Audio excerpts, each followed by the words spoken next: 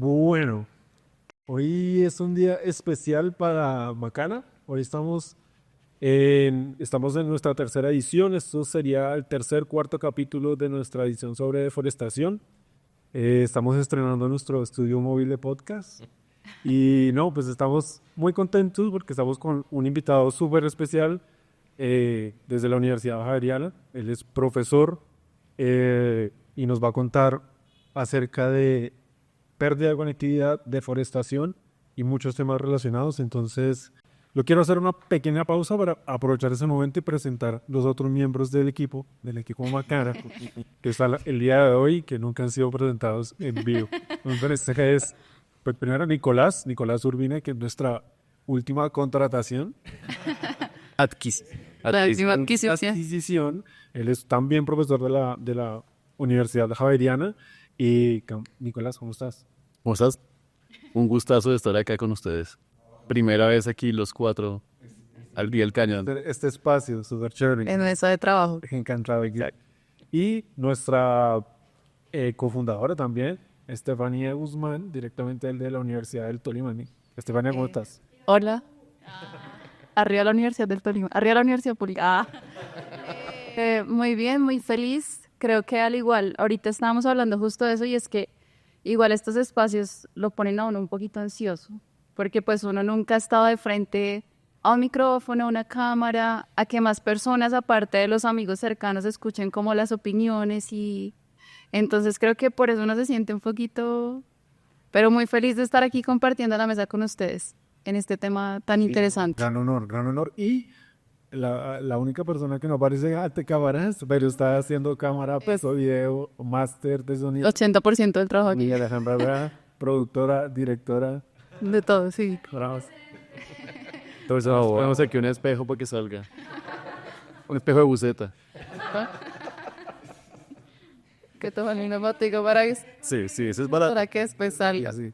Desde Macana, para nosotros es muy importante abordar primero como la parte más humana de nuestros invitados, porque pues al final eso es todo lo que está atrás. Entonces, nos gustaría empezar sabiendo quién es Camilo Correa, cómo arrancó todo este amor por la vida, cómo se fue como alineando con todo lo que haces hoy en día.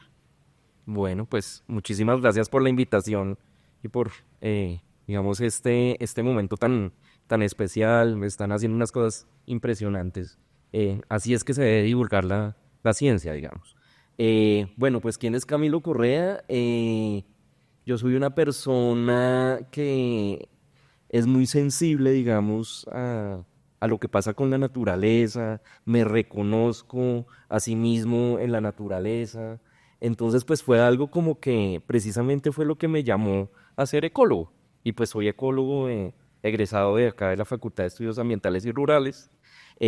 Soy maestro en geografía ambiental, ¿sí? Y soy doctor en geografía, ¿sí? Pues, ¿qué más les puedo contar? Yo creo que el tema del amor por la naturaleza me llevó también a pensar cómo se puede analizar, digamos, todo lo que pasa en ella, pero desde arriba, ¿sí? Porque siento que desde arriba uno puede ver otro tipo de procesos y cosas que están pasando. Por eso entonces me fui hacia un lado de la ecología que se llama la ecología del paisaje, ¿sí? Que más adelante, si quieren, podemos hablar un poquito más de eso. Yo creo que todo este cuento del amor por la vida y digamos, por los ecosistemas, por lo que pasa en ellos, por lo que pasa en los paisajes, empezó desde hace mucho, ¿sí?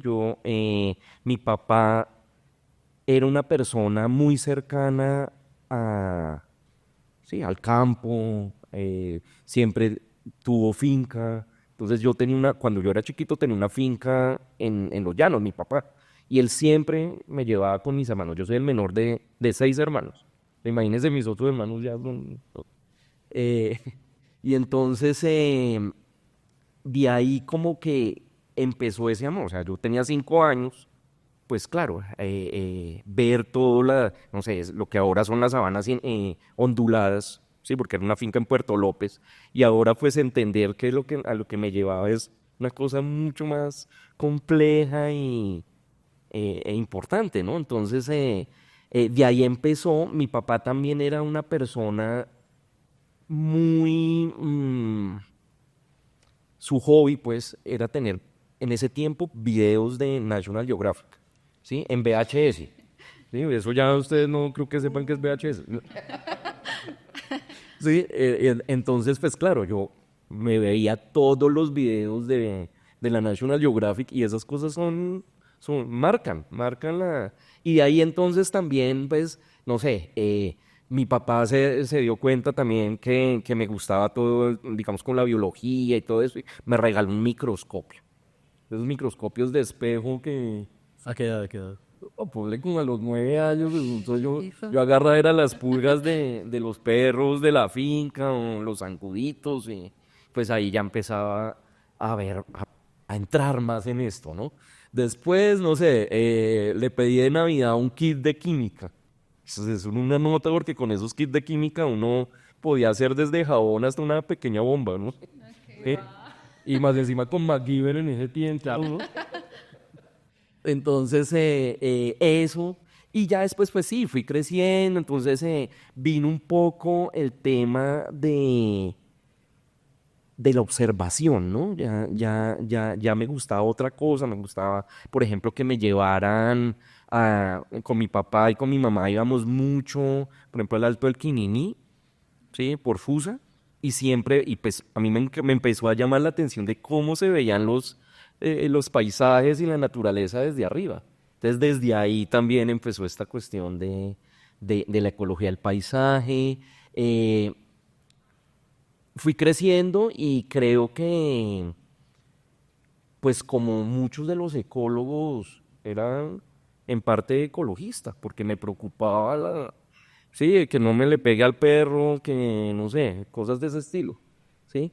Y por eso también empecé a guiarme hacia acá, sin saber pues que la ecología obviamente es otra cosa, pero creo que de ahí, de ese romanticismo, empieza todo esto, ¿sí? Yo empecé a estudiar ingeniería ambiental, antes que de estudiar ecología.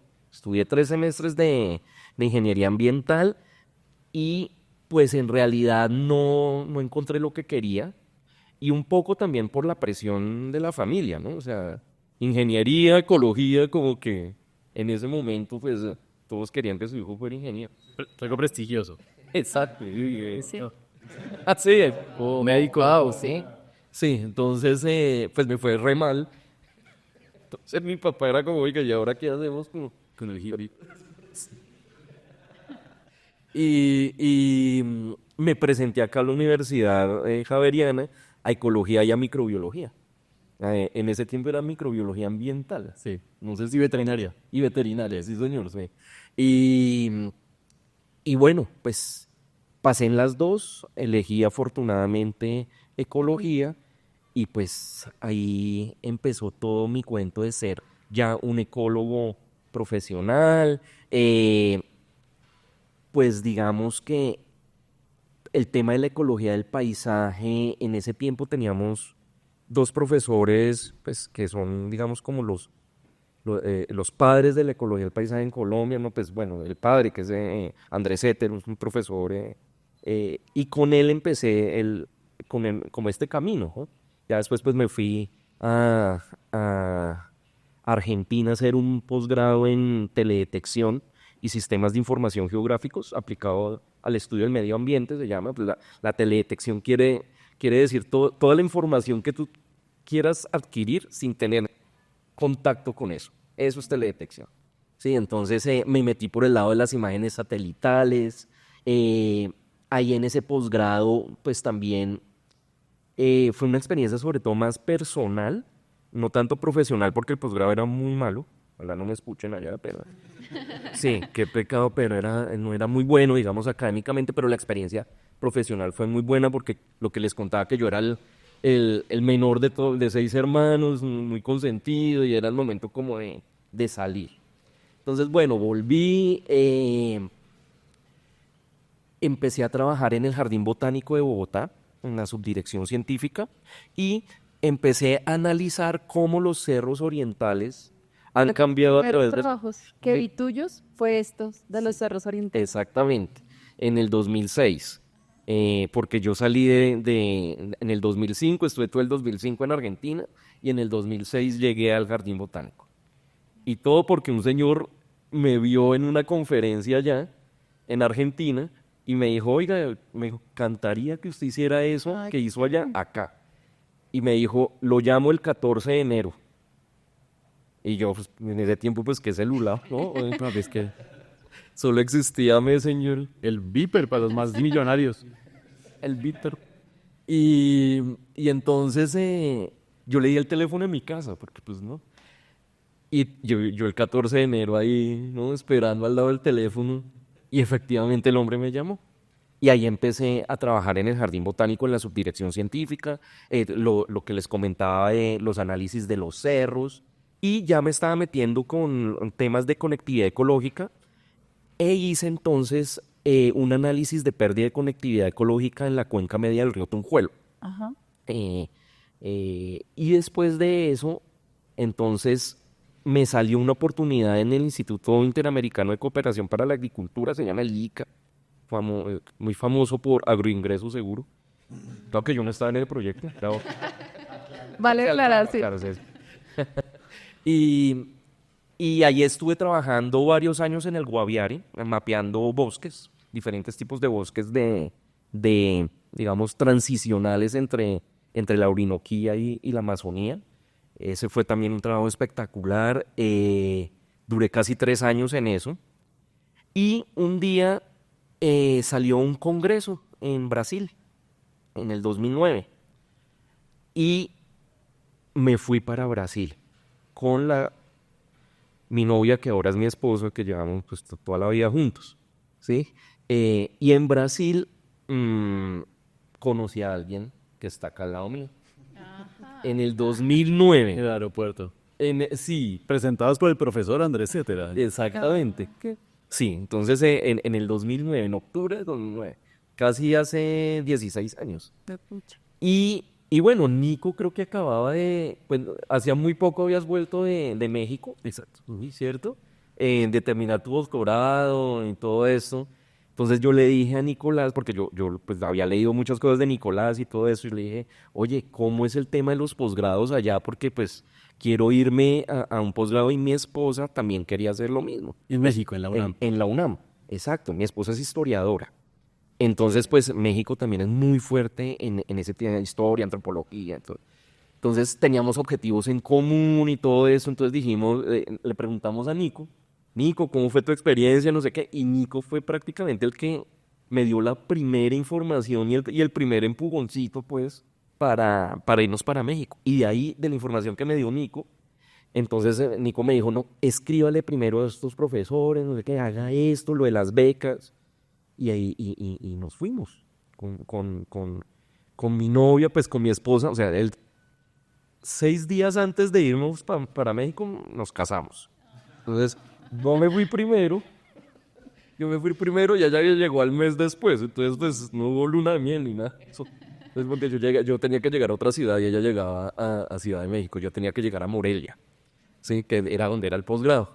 Entonces, bueno, ahí estudié la maestría en manejo integrado del paisaje, más exactamente. Y ahí seguí trabajando con temas, obviamente de paisaje, pero mucho más profundo en conectividad ecológica. Ahí trabajé con 2 especies de mamíferos, un prosiónido que allá le dicen el cacomixtle. Okay. Sí, un prosiónido es como un mapacho. Okay. El cacomixtle y el gato montés. Ahí, pues mi tesis fue como muy sencilla en términos de modelar corredores ecológicos para la conservación de esas 2 especies.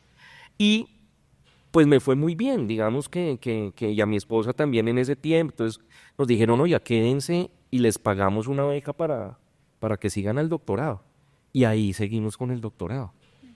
Ya el doctorado, pues yo tenía ya más movilidad, entonces podía irme a Ciudad de México y ya me fui a vivir con mi esposo allá en Ciudad de México. Y ahí trabajé con un análisis de conectividad, pero mucho más profundo, porque pues de 2 especies pasé a 40 especies de mamíferos terrestres, prácticamente en todo el eje neovolcánico transversal mexicano se llama eso, es todo el centro de México que está, digamos, lleno de volcanes y tiene digamos, unos ecosistemas muy particulares en ese sentido, ¿no? Y ahí terminé mi doctorado nos fue muy bien, me gané la medalla Alfonso Caso, que es como la mejor tesis de doctorado en geografía, en fin, nos fue súper bien, pero ya tocaba tomar la decisión de qué hacer, ¿no? Porque ya la beca pues se acababa, ya nos empezamos como a endeudar, los amigos, venga, présteme, ¿no? Y entonces de un momento a otro, pum, me llegó un correo. Ya estábamos, mejor dicho, ya, ¿qué vamos a hacer? Me llegó un correo de una persona del Instituto Alexander von Humboldt. Y yo, bueno. Y no, oiga, estamos necesitando un ecólogo del paisaje que trabaje conectividad ecológica, que venga a desarrollar unos temas de presión humana sobre los ecosistemas y todo esto. Y yo le dije, espéreme que yo ya en 2 meses me gradúo. O sea, porque eso fue como en agosto, ¿no? Se graduó en octubre. Y me hicieron las entrevistas, todo, y pues pasé. Me dijeron, listo, lo vamos a contratar. Pero yo todavía en México. Entonces, yo me vine para Colombia y mi esposa se quedó en México terminando sus cosas del doctorado. Y ahí empecé a trabajar en el Instituto Alexander von Humboldt. Allí pues hice muchos estudios de conectividad en Colombia. Empecé a trabajar con pérdida de conectividad andino-amazónica, sobre todo. E hicimos uno de los trabajos, digamos, más grandes que he hecho y más útiles. Fue el análisis multitemporal, o sea, un análisis a través del tiempo de la huella espacial humana, cómo ha cambiado esa presión sobre los ecosistemas a través del tiempo. Y pues eso fue como el gran aporte que yo hice allá en el instituto, obviamente con otros colegas, y después pues salió una oportunidad, bueno, mientras tanto era profesor de cátedra acá, de Ecología del Paisaje en la maestría en Conservación y Uso de la Biodiversidad. Salió, digamos, una convocatoria para ser profesor de planta acá en la universidad. Concursé con muchos, me imagino, y acá estoy, 3 años y 8 meses de profesor de la Facultad de Estudios Ambientales y Rurales. Yo te escucho hablar y se me ocurren muchas preguntas. No sé a qué horas va a acabar este programa. Pero creo que algo que atraviesa todo lo que vamos a hablar es la ecología del paisaje y me gustaría que nos contaras qué es la ecología del paisaje, para empezar. Bueno, yo creo que antes de hablar un poquito del concepto de ecología del paisaje, sería bueno como pensar en qué es el paisaje, ¿no? Porque en realidad el concepto de paisaje es súper complejo. ¿Por qué? Porque depende de la percepción y la perspectiva de el que está observándolo, ¿sí?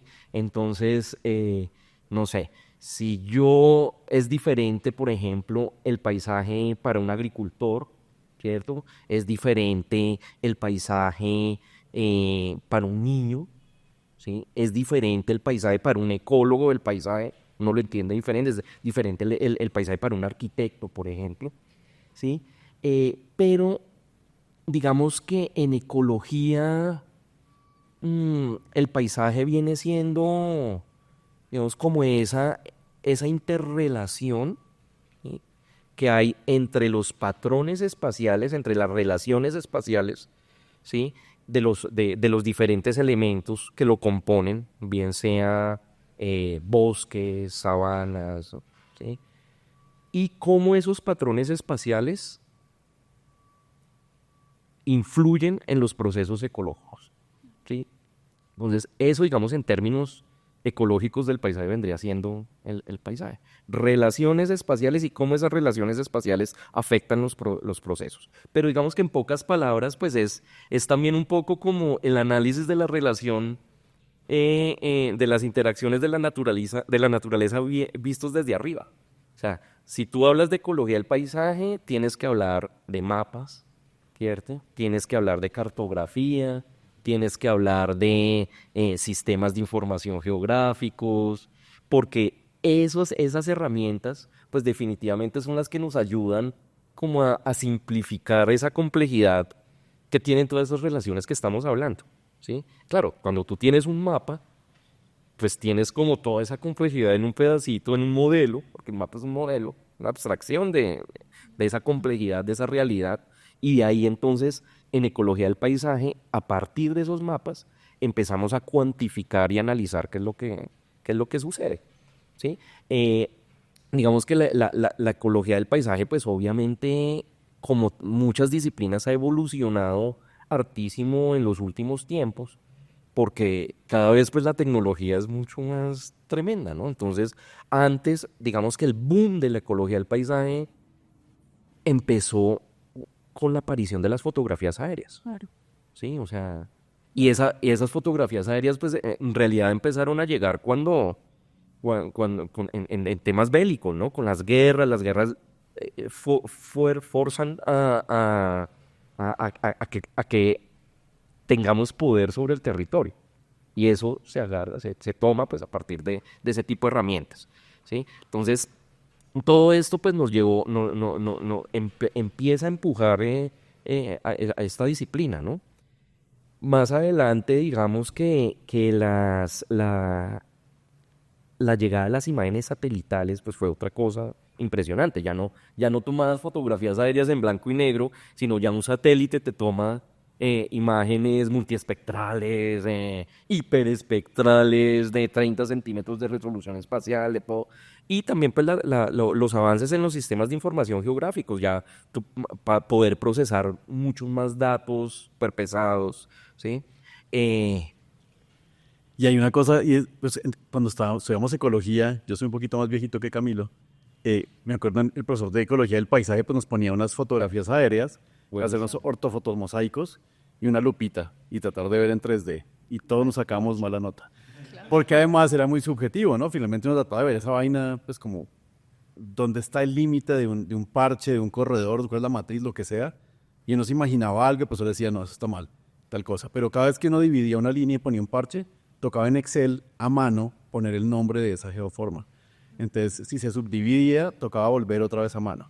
Entonces, cada línea que botaba el profe, porque uno no la veía, tocaba volver a comenzar. Entonces, era muy subjetivo también. estos profesores que tú dices, Nico, y también algunos que tuve durante mi maestría, ellos hacían los mapas a mano. No, yo no, ya no que mapa a mano ni que nada. O sea, ellos con el escalógrafo, papel mantequilla, ¿no? Y capas y capas y capas, y ahí salían los mapas. Claro. ¿Sí? Y la capacidad de interpretar.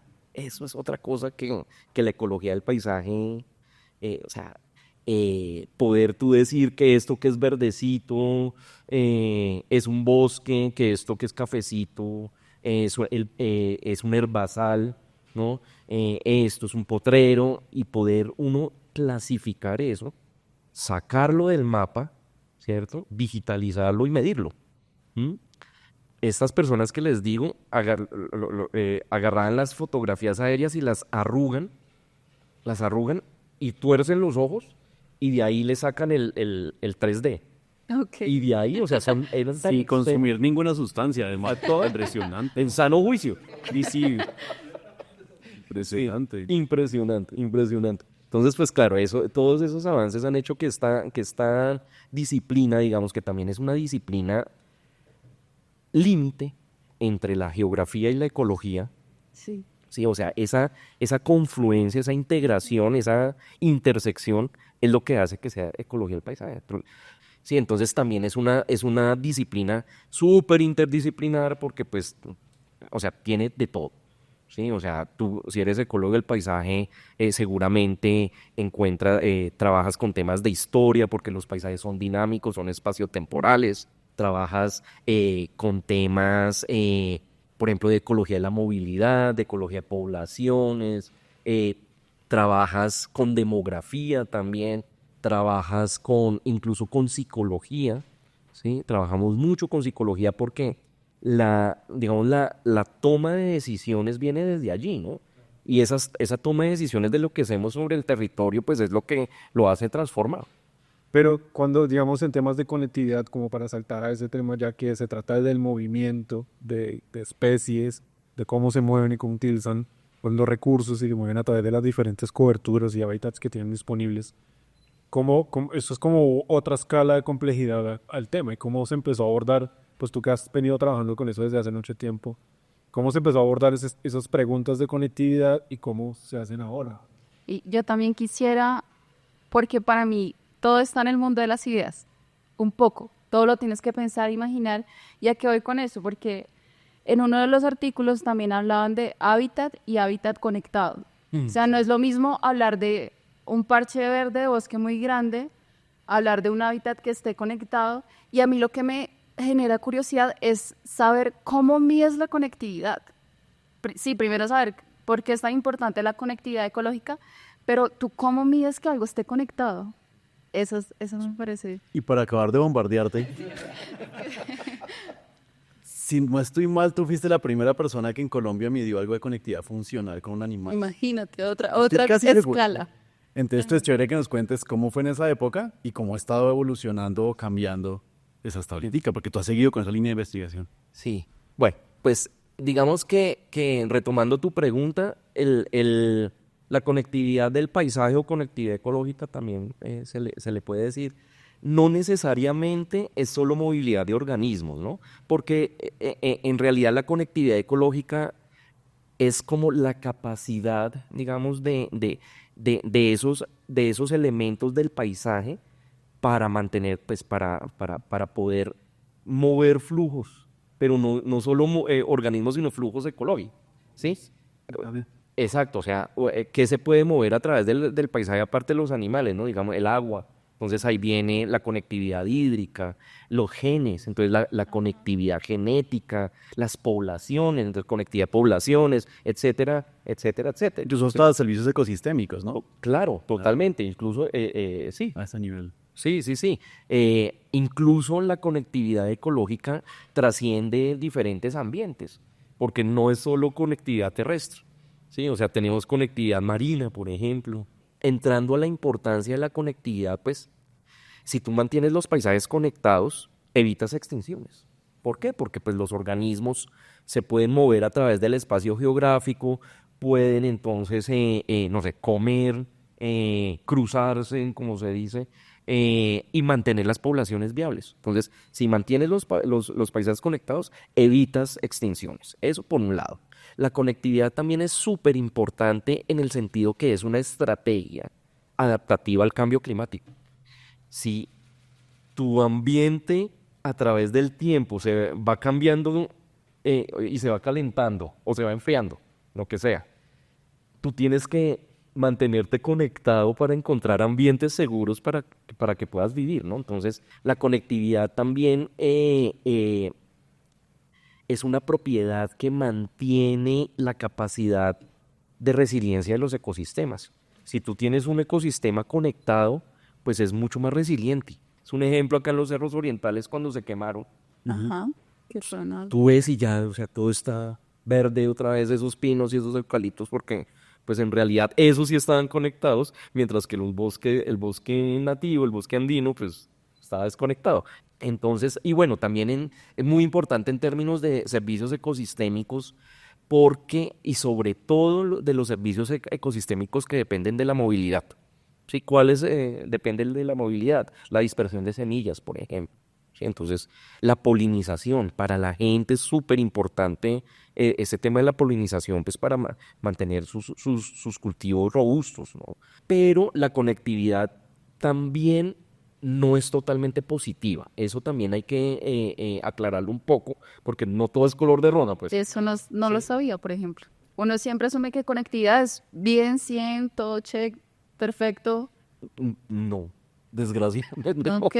Porque claro, si tú tienes una planta invasora, Ok. o no sé, los hipopótamos, lo que sea, pues si ese paisaje está conectado para ellos, pues eso es conectividad. Y por ahí es que se van Claro. a expandir, ¿no? Lo que pasó con el COVID, de hecho, el COVID es pura conectividad antrópica. Acá nomás en Bogotá vemos a esta planta, la hoja de poeta, sin la tumbergia. Eso es por conectividad. Y bueno, y a mí se me ocurren dos cosas más que pueden ser negativas en conectividad, aparte de conectividad de enfermedades emergentes incluso, y de problemas. Las El invasiones. de las invasiones biológicas también puede ser, por ejemplo, si yo estoy generando un corredor de conectividad estructural, digamos, con el mismo tipo, digamos, de plantas, madera, tal cosa, y tengo un sitio que ha sido incendiado constantemente y es como un hotspot en el sentido en que es intenso y frecuente el incendio, puede estar conectando el incendio hacia otro sitio. Eso sería otro. Y la otra, hablando de lo de poblaciones, pues uno siempre es muy romántico y dice, y es lo que buscamos en biología de la conservación, que poblaciones que estén oxigenadas genéticamente, que tengan una tasa de crecimiento poblacional, algunos individuos migren y salven esos sumideros y entonces digamos que oxigenen genéticamente. Pero ¿qué tal que pase al revés? Que al conectar poblaciones que tienen problemas genéticos, endogamia, mutaciones deleterias, cosas graves genéticas, me terminen contaminando y generando polución genética en poblaciones sanas. Y eso no tenemos ni idea, pues No. para medir eso es un camello. Es ahí como esos 4 peros, pero en principio yo creo que sí es positivo, sino que estos 4 toca tenerlos en cuenta. Y respondiendo entonces un poco también lo de Nico, de cómo era antes y cómo era ahora, pues yo creo que la parametrización de todo eso se ha vuelto mucho más fácil. O mejor dicho, antes, pues imagínate parametrizar para un chigüiro cuál es el valor que se le tiene que dar, de resistencia y todo eso. Yo creo que eso ha evolucionado mucho y en la época pues que a mí me tocó, pues que hice todos estos estudios, pues era muy complicado porque para tener los datos en campo pues necesitabas mucho esfuerzo. Entonces, allá en Morelia, pues donde yo hice mi tesis, yo trabajaba con el gato montés y pues nadie había visto el gato montés. Sí, entonces era como pues hacer un modelo, pues, pero de nada porque pues no. Entonces yo dije, no, yo tengo que ver al gato montés y tengo que seguirlo y no sé qué. Entonces pues yo no sabía o sea, yo no soy un ecólogo de campo, pues más de oficina en este momento. Antes no me molestaba tanto, pero entonces había un ecólogo de campo, no me acuerdo el nombre muy bien, era un tipo gringo, y me dio estas antenas de telemetría, ¿no? Entonces yo era ahí por toda la montaña con una antena, yo soy bien chiquito, en ese tiempo era flaquito, ¿no? Entonces con esa antena encima y eso como que, no, de todos modos tampoco te daba datos tan buenos, ¿no? Entonces yo creo que de ahí la evolución de los modelos de distribución de especies, ¿no? Para identificar aptitud de hábitat. Entonces, lo que hacíamos era pues voltear la aptitud de hábitat y decir que lo que menos hábitat tiene, pues más resistente, ¿sí? Pero más adelante, entonces empezaron a llegar otro tipo de modelos, ¿no? Entonces ya incluíamos la presión humana sobre eso. ¿Sí? Entonces, ya después, entonces, todos los modelos de huella espacial humana, donde tú ya puedes hacer una relación entre a mayor presión humana, mayor resistencia a la movilidad. Camilo, yo quiero que pues ya nos contaste un poquito acerca de lo que es tu trabajo de pronto más representativo, que fue como esta comparación espacio-temporal que va como desde el 70 hasta el 2015. Cuéntanos el proceso de la investigación y los hallazgos más relevantes, o sea, qué es lo que hace tan representativo este trabajo que es enorme. Bueno, ese trabajo fue muy, muy, muy interesante porque trató como de acumular, ¿cierto? Información desde 1970 hasta el 2015 en ese momento, pero ahí fue el paper, ¿no? Porque ya hay una versión 2020, ¿sí? Sobre los cambios espaciotemporales de la huella espacial humana en Colombia. La huella espacial humana, en pocas palabras, es una medida de la magnitud de la presión antrópica del hombre sobre los ecosistemas, ¿sí? Entonces, es un indicador espacialmente explícito, o sea, tú lo puedes mapear y va de 0 a 100. ¿Sí? Entre más se acerca a 100, más presión humana, o sea, más magnitud, más, ¿sí? Y es un indicador que es compuesto, ¿sí? Es acumulativo. Entonces, es un indicador que tiene que ver con, por un lado, la presión que tiene el uso del territorio sobre los ecosistemas, ¿sí? Entonces, un uso urbano va a tener un valor alto, mientras que un uso de conservación como una cobertura boscosa va a tener un valor bajo, ¿cierto? Eso por un lado, entonces, cobertura de la tierra. Pero también tiene otras presiones que acumuladas dan la huella humana. Entonces está, por ejemplo, la presión por las carreteras. Entonces, entre más densidad de carreteras tengas y mayor cantidad, mayor presión humana, ¿cierto? Hay otro indicador fundamental en la huella humana que es la gente, la cantidad de gente. Entonces, entre más densidad poblacional haya en el territorio, mayor presión humana, ¿sí? Tiene otro indicador, es que son como 11, ¿no? Voy a decirles solo la primera dimensión, ¿por qué? Que es la fragmentación, de hecho. Entonces, los sitios más fragmentados, ¿cierto? Van a tener mayor presión que los sitios más conectados, ¿cierto? También tiene que ver mucho con el tiempo de intervención antrópica sobre los ecosistemas. Si tú llevas muchos años interviniendo un ecosistema, pues la capacidad de resiliencia no es tan alta, ¿sí? Entonces, a mayor intervención antrópica, a mayor tiempo de intervención antrópica, mayor impacto humano. Hay una pregunta, ¿desde cuándo tiene la intervención antrópica? Porque me acuerdo de un artículo de Andrés Setter Sí. que evaluaba como desde el año 1500 y nos mostraba que el bosque seco tropical para esa época ya lo habíamos deforestado como el 20%. O sea, no podía pensar una intervención antrópica en bosque seco desde 1200, 1300. En el caso de la huella, ¿desde cuándo está? Desde la huella es desde 1970. Ok. Pero es en realidad porque muchos de los datos de la huella humana salen de imágenes satelitales. Ah, no. Si antes de los 70 no habían imágenes satelitales, las primeras fueron las imágenes Landsat. Entonces, lo que hizo el profesor Andrés Setter fue algo impresionante, porque él, a partir de reconstrucción histórica, o sea, él se fue a los archivos e hizo leyó todas estas crónicas de los viajeros y todo eso, y empezó a mapearlo. Entonces eso, o sea, Es la definición perfecta de chinomático. impresionante, sí. Sí, Impresionante, se demoró muchos años mirando polen. exactamente, mirando polen, todo esto, o sea, reconstruyendo cómo era el ecosistema prácticamente desde 1500, ¿sí? Entonces, eso es un aporte de Andrés en términos ecológicos del paisaje, pero también históricos del paisaje, ¿sí? Porque ya viene la historia ambiental y todo eso.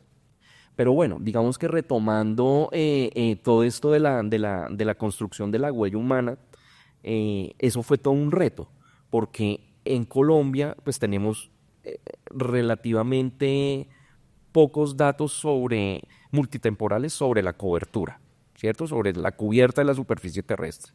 Entonces, claro, como nosotros queríamos reconstruir desde 1970, pues los mapas más viejos eran del año, si no estoy mal, como del año 2000, porque empezó el Core Inland Cover, ¿sí? Pero antes, ¿cómo reconstruías eso? Claro. ¿Sí? Entonces acudimos a unos mapas de la ESA, o de la Agencia Espacial Europea, que venían desde los años 90, ¿sí? Entonces pudimos reconstruir, haciendo una combinación con los mapas del IDEAM, pudimos reconstruir la cobertura desde los 90, pero nos quedaba el reto de hacerlo desde 1970. Y ahí vienen los mapas del profesor Andrés Setter, Ya. ¿sí? ¿Por qué? Porque él desde los 70 ya había, pues con imágenes satelitales, ya había definido mapas de transformado o no transformado, o sea, mapas binarios. Entonces, eso se lo empezamos a colocar encima y lo llevamos hacia atrás. Y eso fue, digamos, como la forma de la cobertura. Pero nos pasaba algo muy parecido con las carreteras. O sea, imagínate cómo poder construir, digamos, cómo se han expandido las carreteras a través del tiempo. Lo mismo, antes de los 2000 no teníamos información de carreteras, espacialmente explícita, no teníamos información. Y eso fue una cosa impresionante. En ese momento, entonces, yo me reunía mucho con Andrés Eter, que es coautor de este trabajo, y pues es el precursor de la huella humana en Colombia, y él me decía, no, Camilo, yo me acuerdo que yo siempre en el carro, en el baúl del carro, tenía esos mapas de las gasolineras de carreteras, sí, de la ESO y de Texaco y de todo eso. Esos mapas estaban disponibles desde antes de los años 80, ¿sí? Entonces con Andrés nos pusimos la tarea de irnos al mercado de las pulgas, de irnos allá a esos librerías viejas del centro, y resulta que no, no, yo conseguí unos en Mercado Libre, me acuerdo, unos viejos, como de los 80s, y me fui también entonces a la Luis Ángel Arango, a la Mapoteca y no sé qué, y me conseguí unos también. Y yo feliz, entonces los sacaron, nos los prestaron, compré ese de Mercado Libre, los pasamos por un escáner y el trabajo era digitalizarlos a mano, ¿sí? Para poderlos comparar con los nuevos, ¿no?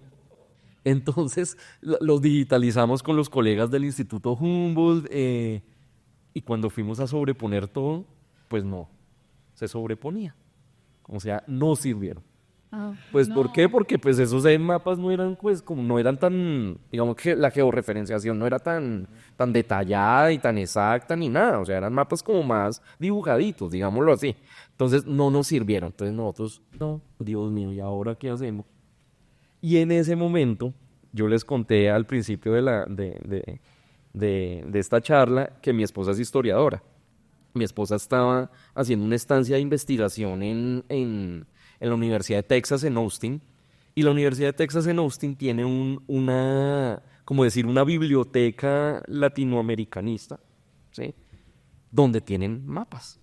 Entonces yo empecé a buscar, y tienen una buena página web y todo eso. Entonces yo desde acá yo busqué unos mapas, y vi unos mapas súper chéveres de rutas aeronáuticas hechos por los Estados Unidos en los 70s, 76, 78 más o menos, y en los 80s. Y entonces, mi amor, mira, necesito esto, no sé qué.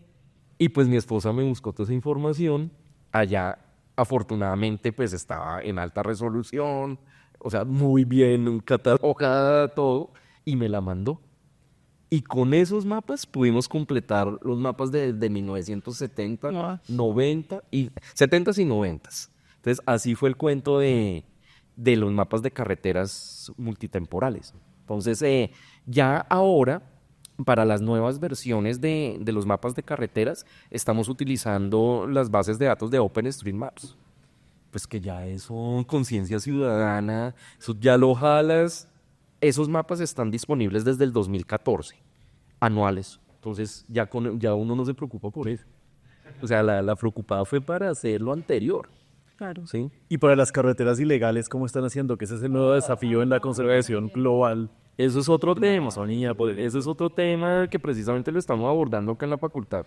Las famosas carreteras fantasma, aquellas carreteras que no son oficialmente mapeadas, ¿sí? Carreteras ilegales. Sí, ahorita tenemos una tesis en la maestría en gestión ambiental en la que estamos mapeando carreteras fantasmas en el piedemonte andino amazónico. Hay principalmente dos formas como que estamos haciendo para mapearlas. Una, a partir de interpretación visual. O sea, clavarse uno con imágenes de alta resolución y tiki digitalizar a mano, ¿sí? Y comparando con las carreteras del IGAG, de Invías, y aplicando los índices de conectividad y viendo cómo los afecta. Pero la otra es con inteligencia artificial, que esas otras pruebas que estamos haciendo. Lo que pasa es que es un poquito pesada el procesamiento. Entonces, tú entrenas el algoritmo y te empieza a identificar por patrones de forma, ¿sí? Entonces, te manda primero un mapa de probabilidad de carreteras y eso después lo ajustas con imágenes de alta resolución. Pero así es que se está haciendo. Sí. A mí digamos, ese trabajo, que incluso lo estábamos revisando en estos días, o sea, me gusta porque de lo que hablabas, o sea, los resultados reflejan la historia de deforestación en Colombia, la huella humana. O sea, cómo los valles interandinos y el Caribe han sido acumulativamente intervenidos y como otras zonas como el Piedemonte Amazónico, esa zona de la Orinoquía, pues son incipientes los procesos pues, porque la colonización ha sido reciente y todo esto. Eh, y también hay una de la discusión y las conclusiones es cómo sitios que no son netamente muy intervenidos como el bosque húmedo, puede verse alterado y la conexión entre Andes y Amazonía se ve intervenida. Entonces, ¿qué nos puedes contar acerca también de eso? Sí, bueno, ahí hay que tener en cuenta que la huella humana, digamos que trasciende el tema de la deforestación, precisamente porque es la acumulación de deforestación, pero más por acumulado en las carreteras, todo lo que les... Entonces, va más allá de eso. Entonces, eso es un parámetro que estamos utilizando para medir conectividad, como la resistencia, o sea, convertimos la huella humana en variable de resistencia del paisaje, ¿sí? Entonces, bueno, con respecto a lo de la pérdida de conectividad andino-amazónica, eso es también un tema muy, muy interesante porque en realidad para el Piedemonte estamos perdiendo mucha más conectividad que hábitat, ¿sí? Ok. O sea, la deforestación es una cosa, ¿sí? O sea, estamos, digamos que en el análisis que tú estás diciendo, encontramos que se perdían desde, creo que era desde el 2000, en ese pedazo del Piedemonte, el 13% por deforestación, Y el 18%. pero el 18% Ajá. en términos de conectividad. Entonces ahí viene el asunto que es mucho más alarmante, la pérdida de conectividad que de hecho la pérdida por deforestación. Entonces, en ese análisis encontramos, si no estoy mal, 5 puntos críticos de pérdida de conectividad, ¿sí? Uno, en el famoso Amén, que es es todo este corredor que tiene que está distribuido en la área protegida de Picachos, Picachos, Sí. sí, Picachos, Serranía de la Macarena y se me va la otra. ¿Cuál es la otra que está? Sí, es que son 3. Tinigua.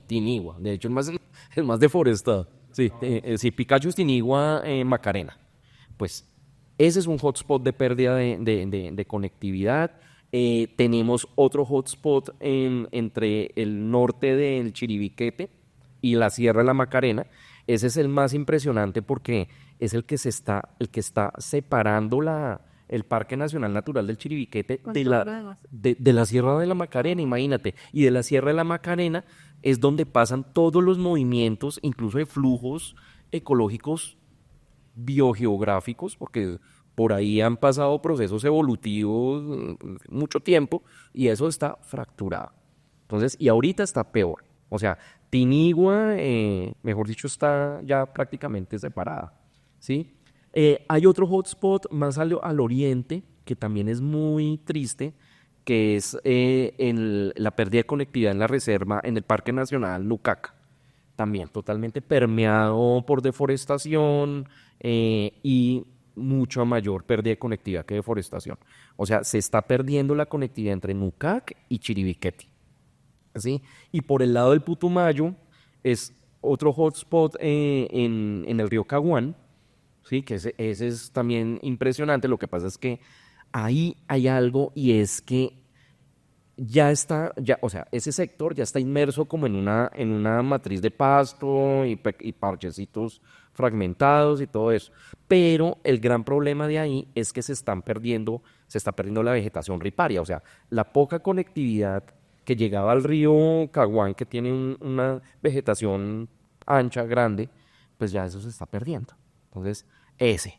Y abajo, en el Parque Nacional de La Paya está quedando como una isla, ¿sí? Porque está acá, está creciendo, hay una expansión urbana impresionante que está como abrazándola y está dejando el Parque Nacional Natural independiente.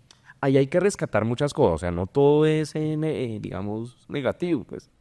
Ahí yo rescato por el sector del río Caquetá, cuenca alta del río Caquetá, hay una cantidad de resguardos indígenas que nosotros en el proyecto que estamos trabajando acá los llamamos los guardianes de la conectividad andino-amazónica. Es el resguardo de Yunguillo, toda esta parte, Alto Fragua, toda esta parte. Esos resguardos son los que están, o sea, son el tapón. Sí, están taponando el avance de la deforestación allí, que están cumpliendo un papel de controlar ese avance que viene desde los Andes arriba hacia las tierras bajas, ¿no? Entonces eso hay que valorarlo. Y también pues hay muchas iniciativas desde la gente que se están haciendo para hacer, no corredores gigantes, porque es más difícil, pero sí corredores que por lo menos vayan incrementando la probabilidad de conectividad a través de ese espacio geográfico que es pues que cada vez es más resistente, porque es que no solo es digamos el acaparamiento de tierras ahí, los pastizales y todo eso, sino también hay minería, está entrando minería súper rápido, pues las petroleras también ejercen presión, obviamente los cultivos ilícitos, palma de aceite. O sea, hay una cantidad de cosas que están afectando y pues las carreteras fantasma también son uno de las variables que no se están teniendo en cuenta. ¿Por qué? Porque dependemos de la cartografía oficial y estamos subestimando como ese impacto de las carreteras en ese sector, sobre todo. A mí me parece muy interesante algo que decías, recién empezamos a hablar de todo el tema, y es que la ecología del paisaje involucra muchas cosas. E indudablemente hay un componente humano, social, y no, creo que a veces el problema con la academia es que nos desvinculamos y hablamos por un lado y lo que pasa en el territorio es una cosa distinta, por decirlo de alguna forma. Hablando de este trabajo que tú hiciste que me parece tan increíble, que es este trabajo que se hizo en la transición andino-amazónica, justamente los datos corresponden a algo bien interesante y fue, digamos, la firma de los acuerdos de paz. Un antes y un después, y yo creo que eso es un secreto a voces, ¿no? Porque de alguna otra forma nos ha llegado esa información bombardeada desde distintos lados, pero me gustaría que nos contaras un poquito cómo fue esa experiencia, porque en las conclusiones ustedes también hacen unas recomendaciones sobre, digamos, el manejo de los territorios y la gobernanza de las personas, y hacen varias conclusiones bien interesantes, y irlo ligando también. Yo siempre me pregunto, estos trabajos tan increíbles, con resultados tan impresionantes, ¿llegan a oídos de personas que tomen, qué tanto se escuchan estos trabajos que son datos? O sea, tú no estás hablando de algo que no se pueda comprobar, lo estás comprobando. ¿Te has tenido la oportunidad de hablar con alguien que te ponga atención, digamos, personas que tienen el poder de tomar decisiones? Quisiera ir conectando esas ideas hacia ese lado. Bueno, sí, indudablemente los acuerdos de paz pues afectaron, digamos, pues sí, el incremento en la deforestación, ¿no? O sea, la tasa anual de pérdida de bosque casi se duplicó, Eso leí. ¿cierto? Respecto a lo que ocurría antes de los acuerdos. Y pues en realidad, ¿por qué fue eso? Pues porque en el tiempo de la guerra, pues la gente no estaba ahí, ¿sí? Entonces la gente no estaba ahí, entonces pues no, pues desplazados, ¿no? Desgraciadamente no estaba ahí, Claro. o sea, fue por el conflicto. Pues la gente no estaba ahí y pues entonces no podía transformar al final de cuentas porque había otros agentes que estaban ahí presionando, ¿no? Que te decían, cuidado, acá no se meta, ¿sí? Porque esas tierras son mías y ya no son de usted. Ah, Sí, entonces eso fue impactante. Entonces, con los acuerdos de paz, la gente volvió y pues volvió ¿a qué? Pues a utilizar su territorio, ¿sí? Lo que pasa es que la paz, o sea, la paz no estuvo como sincronizada con cuestiones del ordenamiento, en términos de ordenamiento territorial, ¿sí? En ese momento, ¿sí? Entonces, pues se sobrepasó un poco ese límite.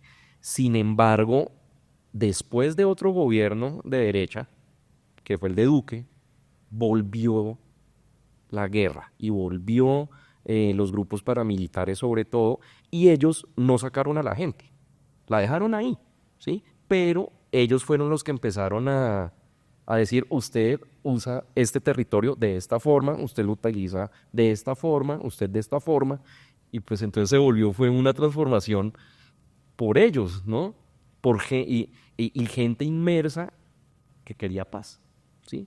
Pero entonces un poco se le echa la culpa a la gente y realmente no es tan así, o sea, no es tan así, fue también por la llegada de esos agentes, sí, esas bandas pues armadas o estos agentes armados pues que presionaron ese tipo de cambio de uso del suelo. Entonces, y eso se vio mucho en este trabajo del que te estoy hablando, ¿sí? Ahora, nosotros lo que estamos haciendo en todo ese epidemonte andino-amazónico es analizando precisamente para dónde va a futuro ese cambio, ¿sí? Entonces, ahora lo que hacemos es, listo, lo dejamos hasta el 2022, ¿cierto? ¿Dónde probablemente en el 2030 se va a perder conectividad andino-amazónica? ¿Y dónde probablemente en el 2050? Y hacemos el mismo análisis, ¿sí?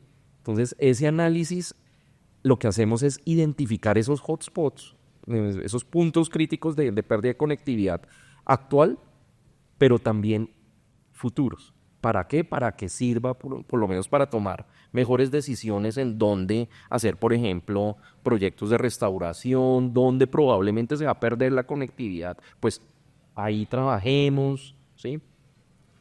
Un poco retomando lo que hablábamos de la gobernanza y de todas estas acciones desde la gente, eso es muy interesante, pues porque en realidad la ecología del paisaje y todo lo que hacemos puede ser un agente total muy efectivo para lograr, digamos, el retorno de ese tipo de procesos. Ahí, ¿por qué lo digo? Porque podemos trabajar con algo muy interesante que se llaman los valores sociales del paisaje, ¿sí? Y eso se trabaja con la gente, ¿sí? Entonces, uno hace, digamos, pues una serie como de talleres de sistemas de información geográficos participativos, donde la gente incluye su percepción y su perspectiva en esos modelos. Sí, porque pues una cosa es lo que me dice el modelo de conectividad funcional y que me saca los corredores, pero lo otro es realmente lo que la gente quiere conectar en su territorio, ¿sí? Entonces, la gente expresa toda su percepción en unos mapas en papel, o sea, así pegados en una pared, por ejemplo, y van pasando y van colocando sus percepciones individuales.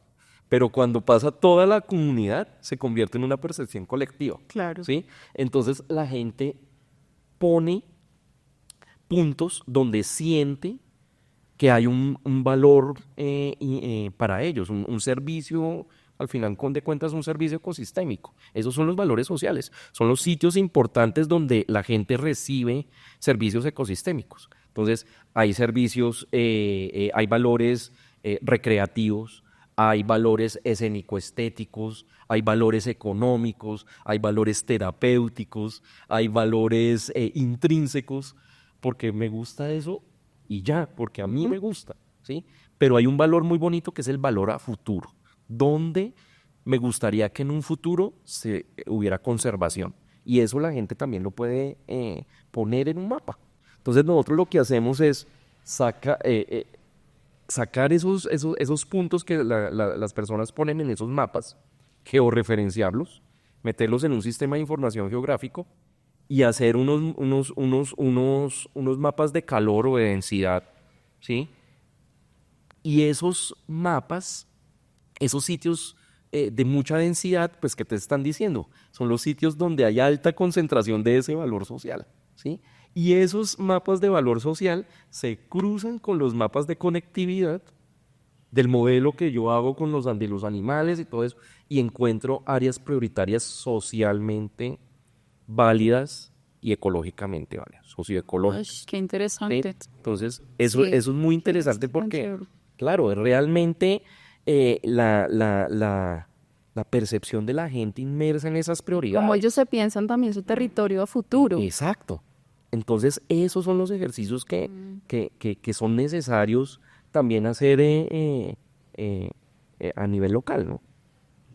Ahorita nos contabas al inicio, pues que has tenido la oportunidad de estar en distintos lugares, no solo en Colombia, sino que tus procesos de formación han estado también en otros países hispanohablantes. Y nos gustaría saber cuáles diferencias has notado en el manejo que se le dan a las áreas protegidas acá en Colombia con relación a lo que has visto, por ejemplo, en México. Bueno, o sea, digamos que sí es bien sabido que la legislación ambiental de Colombia pues es muy robusta y todo eso, pero también eso puede quedar como en el papel, ¿no? O sea, sí, en la acción pues no tanto, ¿sí? Entonces eso hay que reconocerlo. Digamos que en términos de áreas protegidas, nosotros hemos como hecho varios análisis de conectividad de áreas protegidas, por ejemplo, ¿sí? ¿Y qué encontramos? Que Colombia solo está conectada en un 5.6% por sus áreas protegidas, sin incluir la sin incluir la presión humana. Cuando nosotros incluimos la presión humana, esa conectividad entre áreas protegidas decae un 4.6%, ¿sí? Y si pensamos que las metas globales de conservación post 2020, ¿no? La 30-30 es 30%, protegido y bien conectado, pues estamos súper lejos. Ni siquiera la meta de Aichi, que ya pasó, que era el 17%, pues ni siquiera nos acercamos. ¿Qué he visto en otros países? Por ejemplo, Bután. Bután es un país chiquitito, ¿no? Ese país es de los que más conectividad de áreas protegidas tiene. ¿Por qué? Porque tiene una legislación que incluye las áreas protegidas, los corredores bajo una categoría de protección, ¿sí? Entonces, ¿qué hicieron en Bután? Hicieron esos modelos de conectividad de corredores que hacemos, pero los volvieron realidad, ¿sí? Y los volvieron los volvieron legales, ¿no? Entonces, Les dieron una figura de protección. les digamos. dieron una figura de protección. Entonces, Bután tiene más o menos, hace unos, no sé, 4 o 5 años, como el 54% de su territorio protegido y conectado. Guash. Nosotros no se les olvide, solo el 4.6% Qué pucha. bien conectado, ¿sí? Dios. Y 17% protegido, ¿sí? O sea, volvemos a lo mismo.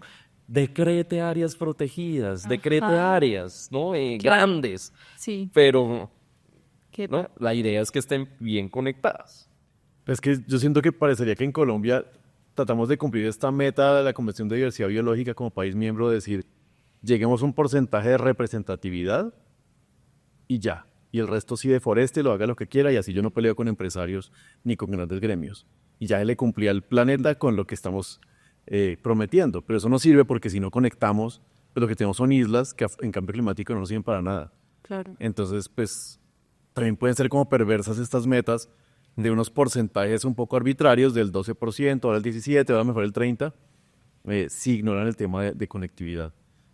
Porque se le manda el mensaje al país, haga un par de áreas protegidas grandes más, así no tenga funcionarios, ni presupuestos, ni infraestructura para monitoreo y control, y ya. Y entonces ya cumplió. Ajá. Sí, exacto. Sí, por ejemplo, volviendo un poco a lo de los otros países, no más acá, Ecuador, por ejemplo, Brasil, tienen lineamientos, digamos, estandarizados de conectividad. Nosotros no. Este es el momento en que no hay lineamientos definidos para el mantenimiento de la conectividad en Colombia. O sea, no hay, y eso es algo que tenemos en lo que tenemos que avanzar, porque es que no, o sea, todas las ONGs hacen análisis de conectividad, los entes gubernamentales, ¿no? Los hacen de diferentes formas. No, o sea, eso es un revuelto de resultados, entonces los que dice la academia, los que dice y no hay un consenso en ese sentido, ¿sí? Mientras que, por ejemplo, en Ecuador ya hay unos lineamientos de conectividad muy bien hechos. En Brasil hay lineamientos de conectividad. En Estados Unidos, por estado, hay lineamientos de conectividad. De hecho, uno de los corredores ecológicos más eficaces, perdón, de conectividad. Es un corredor gigante que viene desde el Yukon, un corredor de Yukon, no me acuerdo el nombre. Bueno, el hecho es que viene desde Canadá hasta California, ¿sí? Y es un corredor que tiene diferentes distritos, ¿sí? Entonces, en cada distrito tiene su lineamiento de conectividad y tiene las personas encargadas para mantener esa conectividad. Y por ahí se mueven alces, osos, lo que quieras, o sea, ¿sí? Acá, pues, lastimosamente, no, ¿sí? Entonces, Y también por eso creo que en Colombia no tenemos un mapa oficial de áreas prioritarias para la conservación a futuro. Entonces, pues cada ONG, cada finca, cada corporación autónoma hace lo que mejor puede, pero sin aplicar o apuntar un objetivo neotropical o de país o de bioma, sino es como una salpicadura de iniciativas que no todas son eficientes, eficaces, eh, pues no le están apuntando necesariamente a la conectividad por lo menos la representación. Entonces sí es urgente como tener unos mapas que el gobierno adopte de conectividad y de priorización de áreas de conservación que complementen el sistema actual de áreas protegidas gubernamentales. Okay. exacto. Y un poco retomando lo que dices, Nico, el tema de que la conectividad de las áreas protegidas es interna. O sea, lo que nosotros hemos encontrado también es que el 95% de la conectividad se da entre las áreas protegidas y no inter área protegida, ¿sí? Entonces no hay tampoco posibilidades buenas que los organismos crucen las áreas protegidas y se conecten a otras áreas protegidas, ¿sí? Entonces, ¿por qué? Porque tienen que pasar por matrices muy resistentes. Muy claro. Y que Entonces, es súper curioso porque la gente tendrá en su imaginario que las áreas protegidas están completamente protegidas, es decir, son un parche de bosque gigante, cuando eso en realidad no funciona así, son mosaicos de muchas veces coberturas que están muy intervenidas y no es fácil el movimiento.